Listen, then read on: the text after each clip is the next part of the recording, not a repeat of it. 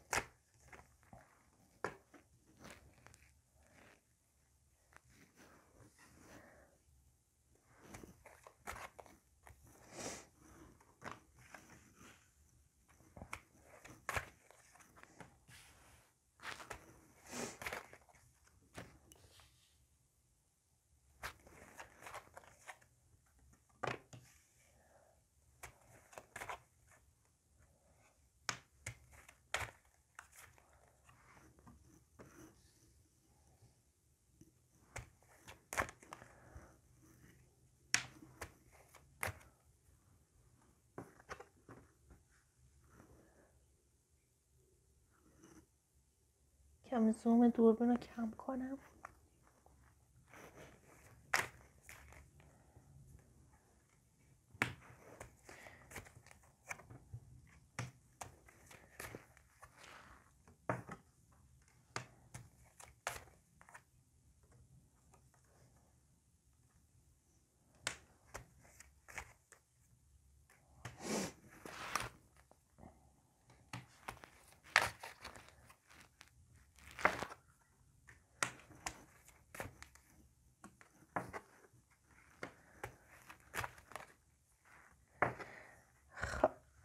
و انرژی ته کارتتون رو که میخوام مجددا بهتون نشون بدم.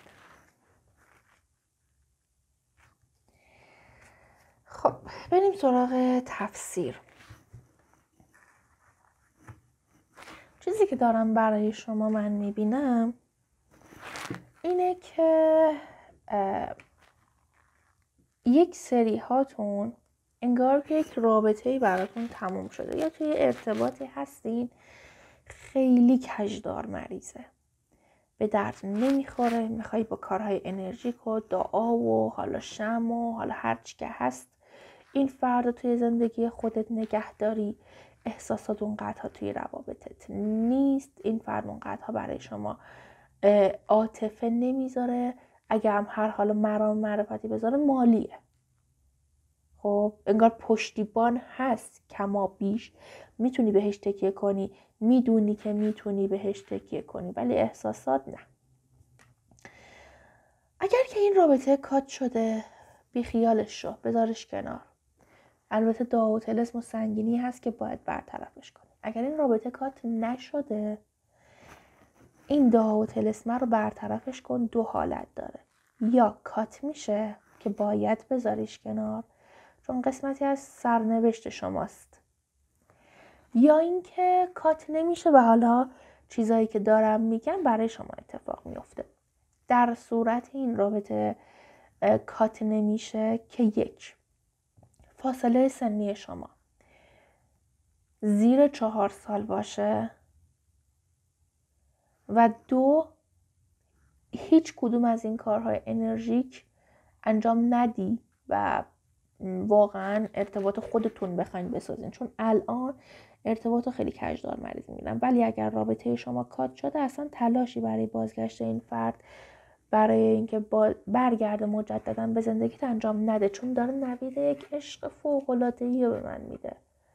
فال شما میتونم بگم این عشق توی ماه دوم برای شما اتفاق میفته. یک عشق فوق‌العاده‌ای هستش که در صورتی سر راه شما قرار میگیره که درستو از رابطت گرفته باشی و رهاش کرده باشی، پشت سر گذاشته باشیش، سر راهت قرار میگیره.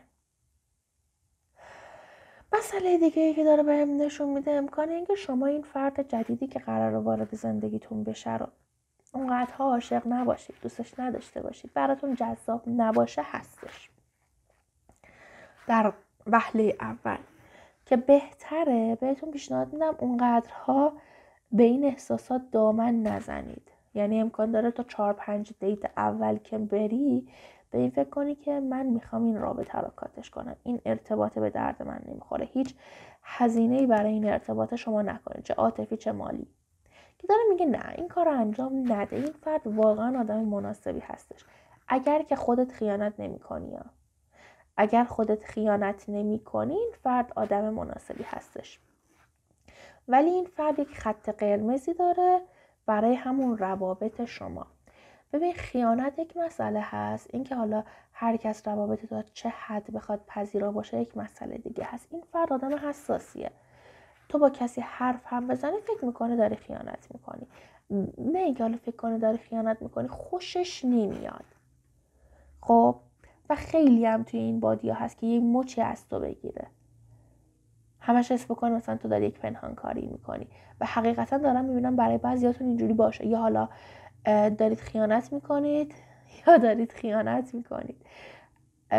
اصلا این کار رو انجام ندید، خیلی بی‌انصافیه، هم در حق خودتون، هم در حق کسی که بهش خیانت میکنید، هم در حق کسی که با اون دارید به یکی دیگه خیانت میکنید. خیلی کار بی‌انصافی هستش. داره بهم نشون میده که دستی ازتون رو میشه اگر خیانت میکنید. اگر نه، یک مقدار به این فرد زمان بدین، فرد خودش رو به تو ثابت میکنه. این فرد میتونه برای شما خواستگار هم باشه، در نهایت به ازدواج هم برسید. شما برای اون فرد خواستگار باشید، در نهایت با این فرد به ازدواج برسید. چرا؟ چون که خانواده هاتون خیلی شبیه به همه.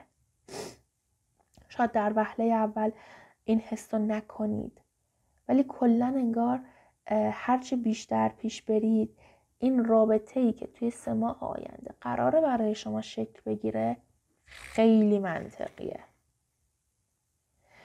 اونقدرها مسائل عاطفی قاطیش نیست و این موضوع اصلا بد نیست، انگار که با منطقتون دارید پیش میرید و رابطه تشکیل میدید و این موضوع باعث میشه که رابطه شما خیلی مستحکم تر باشه. دارم براتون میبینم که یک تایمی هم که بگذره شما دیگه اون از حالت اون بی‌حسی که داشتید در میایید، که مثلا دوستش نداشتی، خوشت نمیومد، باب میلت نبودش.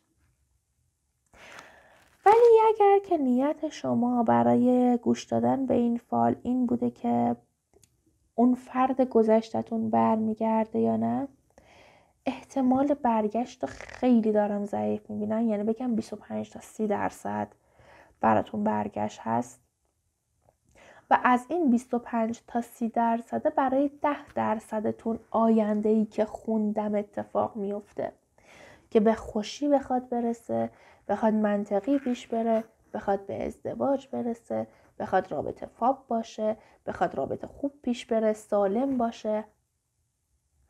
برای بقیه‌تون نه.